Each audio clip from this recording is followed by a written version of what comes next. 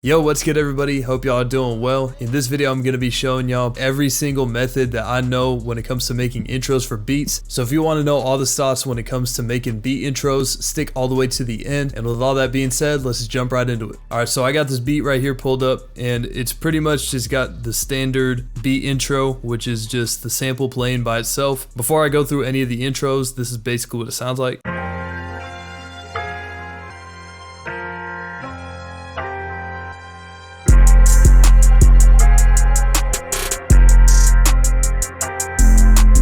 We just have the kind of bare bones part of the sample, and then it just goes into the drums with a little bit more of the added sounds. So that brings me to the first method, which is just adding some sort of transition sound. So for example, I'm just going to layer these two transition sounds to bring in the intro right here. By themselves, this is what the two sounds like. And putting them together. And if we put it together with the whole intro,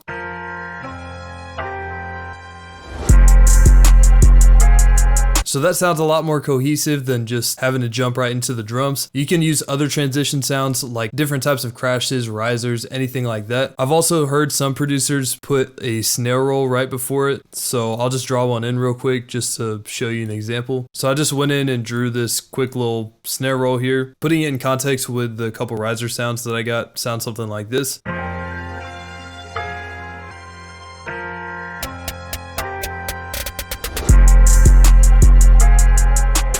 Other than just snares, you could use other sounds like record scratches.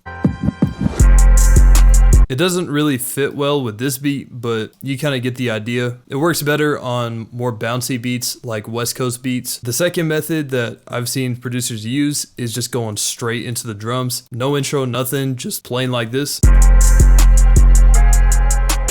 And a couple modifications that you can do to make this stand out from your other hooks would be to cut out some drum sounds. So for example, if I wanted to make this a little bit different, I would probably go through and cut out like some of my hi-hats. Usually what I personally like to do is go to an even measure, so like 2, 4, 6, or 8. And after the clap hits, I'll just make a cut where that hi-hat is right there and then cut it out until the next measure. So it sounds something like this.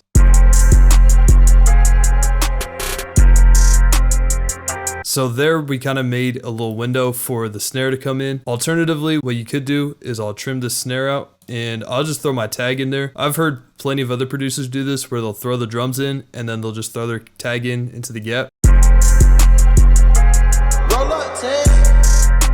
So that's just another way to just sauce it up so it doesn't get too plain with just your drum sounds hitting the whole time. And this now brings me to method number 3, which is starting your beat with the drums, but you're not going to use the drums for the whole first 8 measures. What I mean by this is you're just going to have the drums playing for like the first 2 measures or so, or however long you want it to. And you're just going to cut them off. You're just going to give the listener a little taste of it and then just cut it off. So it's going to look something like this.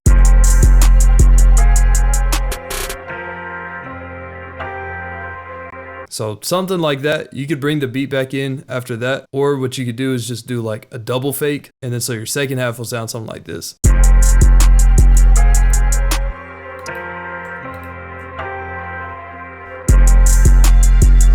And similar to the last one, you can just kind of throw your tag into any of these spaces, and I'll throw my tag back in right here. Roll up, Tess.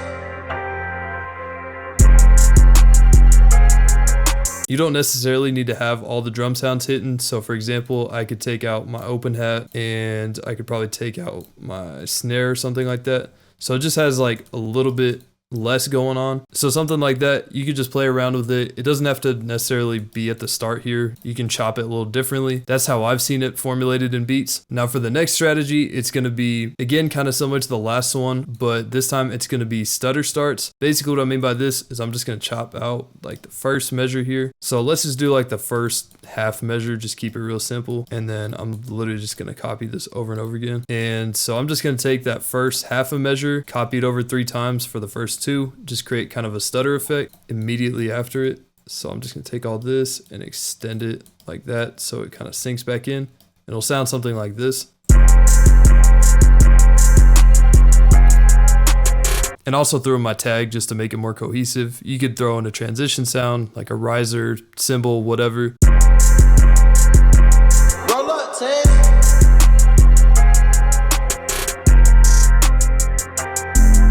So after the stutter step method, that's going to take me to the fifth one, which is just adding only one drum sound at the intro just to kind of build up some anticipation. So it might sound something like this. You could just throw in just the hi-hats by itself, maybe the snare with it. We have that original bare bones sample at the beginning, and then we're just going to throw in either one or two of these little drum layers here. So for the first example, I'll just take out the snares.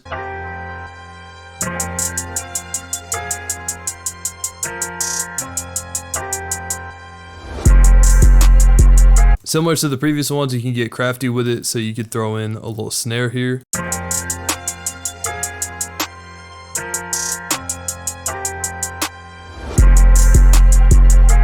And you could do this with an 808, something like this.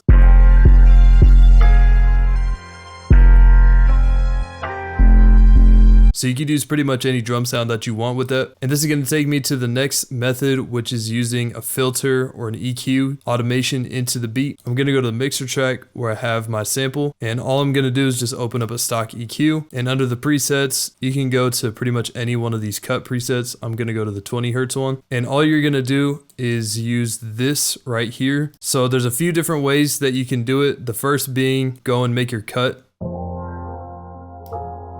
And then you go to the mixer track right here, right click on it and hit create automation clip. And then you just go here, and all you're gonna do is take your clip, pull the right side all the way down, and then just adjust this middle to set how quickly or how slowly you want the filter to wear off.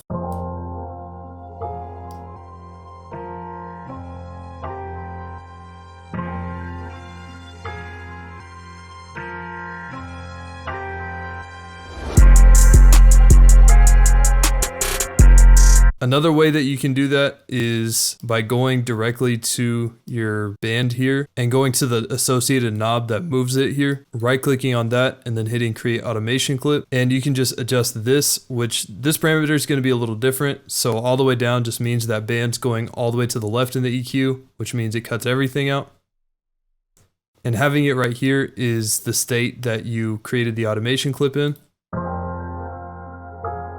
And you can kind of play around with this, where you can go and put a bunch of different points here. So you can move it lower, you can move it higher, pretty much do whatever the heck you want.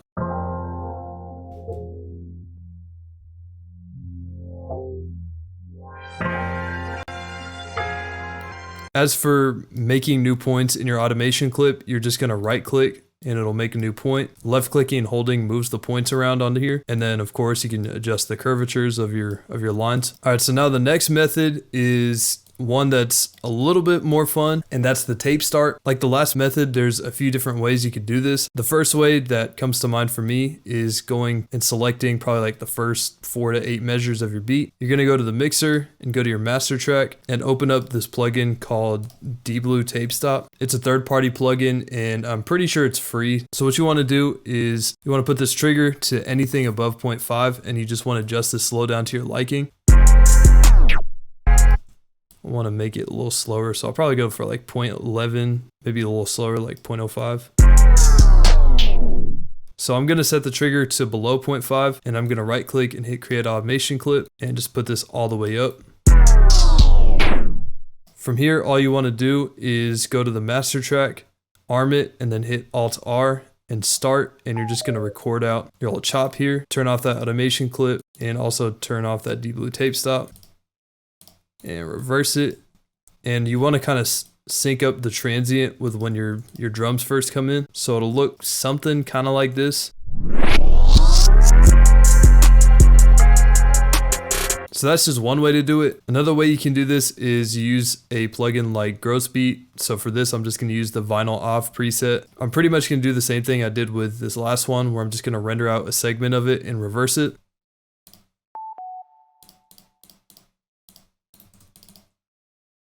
And so the Grossbeat version of it sounds something like this. I probably could have did that better, but you get the idea. And then the last way that I could think of is by just using the channel rec. So the first thing you want to do is take like the first 8 bars of your beat and you just want to render it out. All right, so now once you have this, it's usually easiest to work with this in a new arrangement, and then use Control X to cut. Go up to the arrangement here and go to add one. Then I'm gonna drop it into here.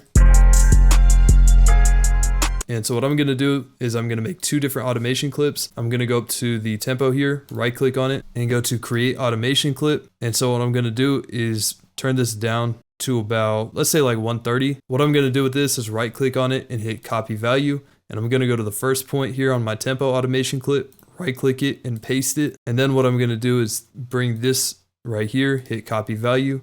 Then I'm gonna put in a new clip, probably around the 5 measure mark, and hit paste value. And then I can just adjust this as I want to. So I'm gonna go to this side of the clip where it's back at my normal project tempo. And I'm gonna open up the audio clip menu where I'm going to change the mode from resample to stretch. And this little time thing should automatically adjust itself.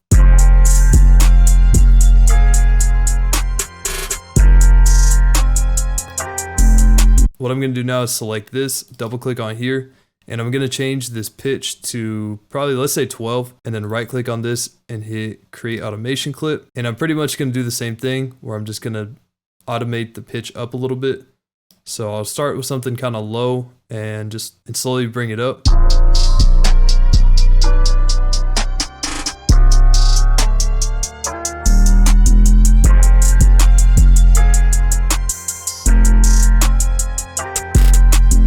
Select all this and go to my master track and render this out as an audio clip.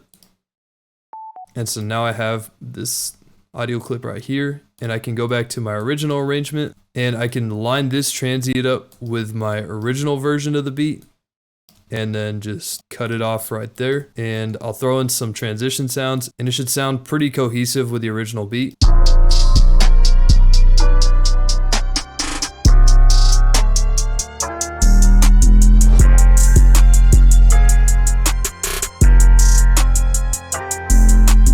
Alright, so now moving on to method 8, which is kind of similar to the tape stop that we just did, and we're going to treat it a little bit differently this time. So instead of giving like a normal preview with the drums, what we're going to do is kind of make a slow and reverb version of it and then cut into the original sample, and then that'll go back into the drums. That seems like kind of a lot, but it'll make a little bit more sense when we do it. And all I'm going to do is go to my pencil here, and I'm going to enable this stretching audio here in the top left. Then all I'm gonna do is just pull this clip, say about a measure longer.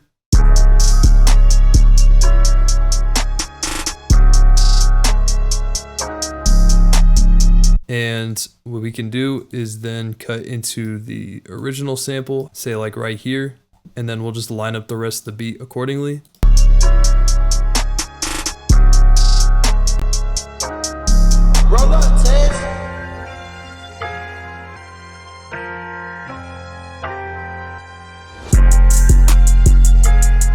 So kind of a more unorthodox one compared to most beat intros. And so this brings me to the last of the methods, which is using some sort of other sound in the beginning with the sample before it goes into the drums. All right, so a pretty common one would be a sub bass. I'm just gonna grab a sub bass here from my resonance multi-kit from the one-shot section. Typically, these just follow the root notes of your sample. So for this one, it's in F minor, so I'm just gonna follow the root note of F. A sub bass on this beat would sound something like this.